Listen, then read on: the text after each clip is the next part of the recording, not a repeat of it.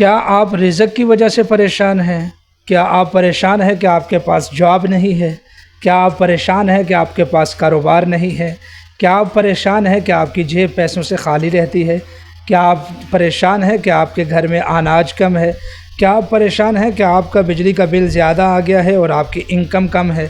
ان تمام صورتوں میں سورۃ الواقعہ کو آپ زبانی یاد کر لیں۔ ہم پریشان ہی اس لیے ہیں کہ ہم نے سورہ واقعہ کو یاد نہیں کیا ہے۔ سورہ واقعہ کو آپ مغرب کے بعد ایک مرتبہ پڑھ لیا کریں، انشاءاللہ العزیز اس کو اپنی زندگی کا معمول بنا لیں۔ آپ یقین جانیں، میں دعوے سے کہتا ہوں کہ رزق کے لیے سورہ واقعہ سے بڑھ کر کوئی مجرب عمل نہیں ہے۔ ایک مشہور صحابی رسول صلی اللہ علیہ وسلم ہیں جن کی صرف بیٹیاں تھیں، تو کسی نے ان سے کہا کہ آپ کی بیٹیاں ہیں صرف؟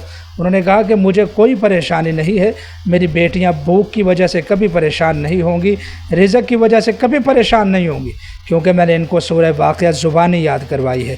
یہ روزانہ رات کو سونے سے پہلے سورہ واقعہ پڑھ لیتی ہیں، تو اس لیے جو بندہ بھی سورہ واقعہ رات کو سونے سے پہلے پڑھے، بے شک وہ مغرب کے بعد پڑھے یا عشاء کے بعد، صرف ایک مرتبہ پڑھے، تو انشاءاللہ العزیز اس کو رزق کے حوالے سے کبھی پریشانی نہیں آئے گی، اس کی جیب پیسوں سے کبھی خالی نہیں ہوگی، اس کا بڑولا گھر میں دانوں سے کبھی خالی نہیں ہوگا انشاءاللہ العزیز۔ وہ مخلوق خدا میں رزق بانٹے گا بھی تب بھی ختم نہیں ہوگا۔ اس عمل کو نوٹ فرمائیں، خود بھی عمل کریں اور لوگوں تک بھی شیئر فرمائیں۔ بہت شکریہ۔